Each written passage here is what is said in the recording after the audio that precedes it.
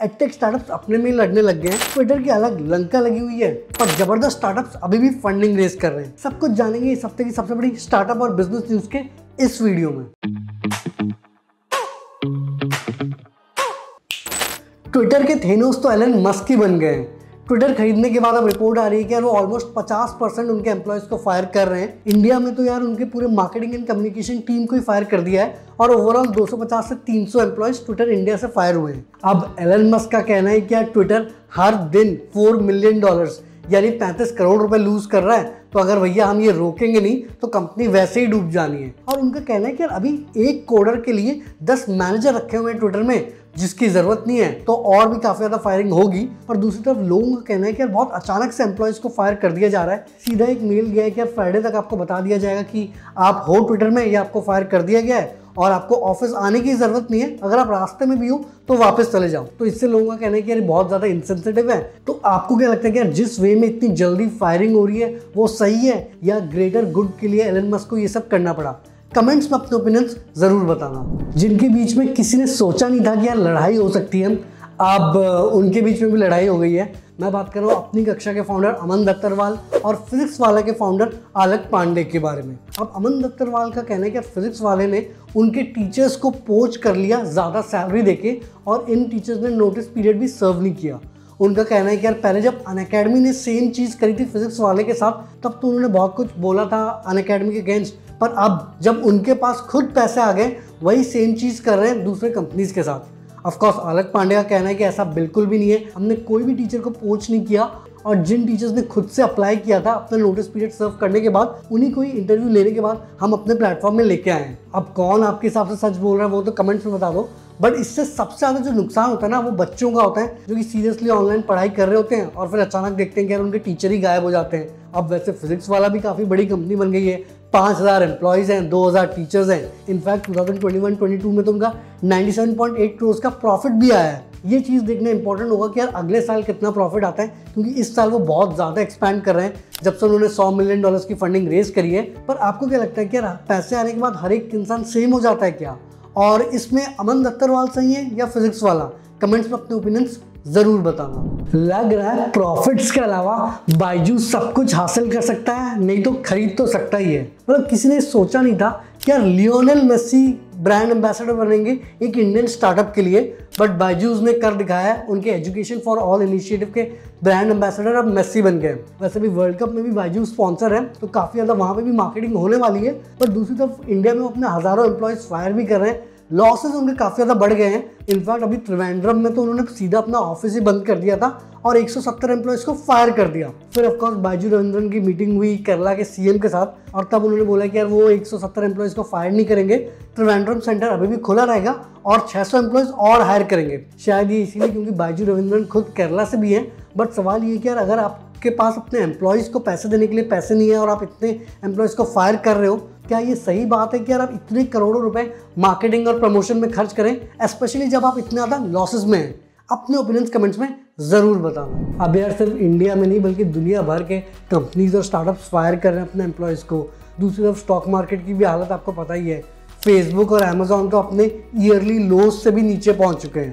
तो यही टाइम है कि यार अपने ऊपर काम करने का, और चाहे आप अपना पर्सनल ब्रांड बिल्ड कर रहे हो या अपना स्टार्टअप खोलना चाहते हो, वेबसाइट तो चाहिए ही, और इसके लिए एक बढ़िया होस्टिंग सर्विस भी चाहिए।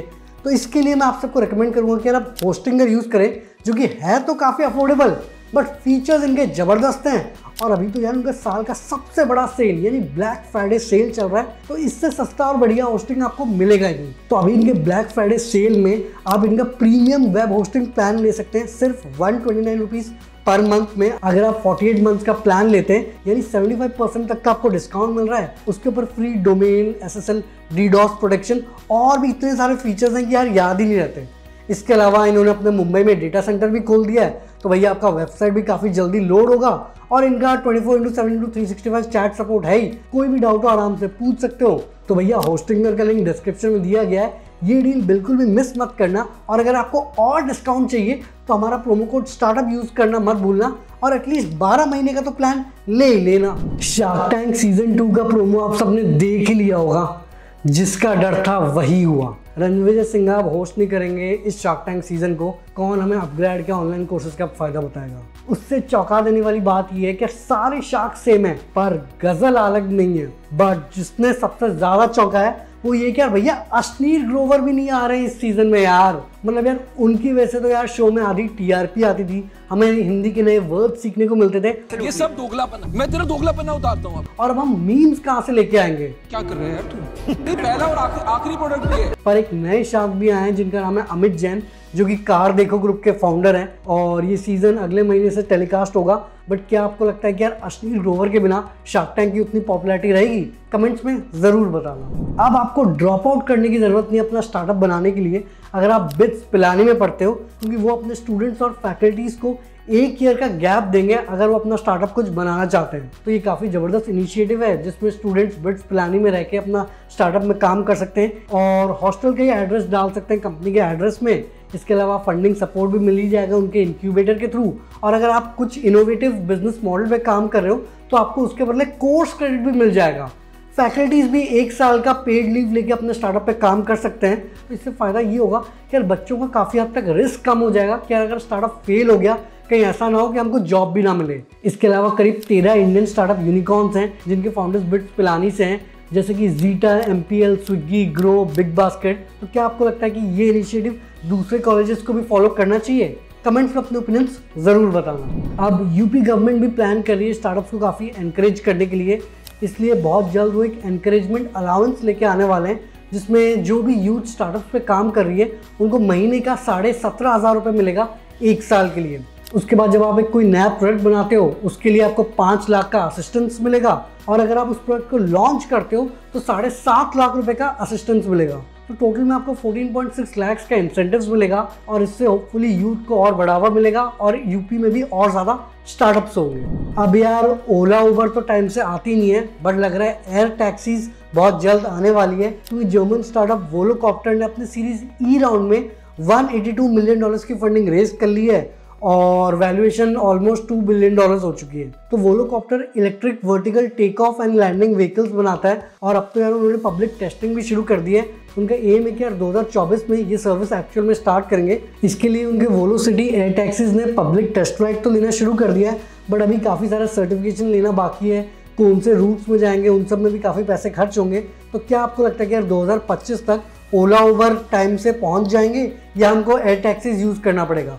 कमेंट्स में ज़रूर बताना। दोस्तों ये थी इस हफ्ते की सबसे बड़ी स्टार्टअप और बिजनेस न्यूज़। आई होप आपको ये वीडियो पसंद आई होगी और अगर आपने इस वीडियो से कुछ सीखा अपने सारे दोस्तों के साथ व्हाट्सएप, फेसबुक, इंस्टाग्राम हर जगह शेयर कर देना।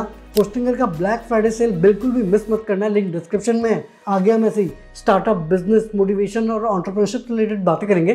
तो जल्द ही मिलते एक नई और जानकारीपूर्ण वीडियो के साथ। धन्यवाद।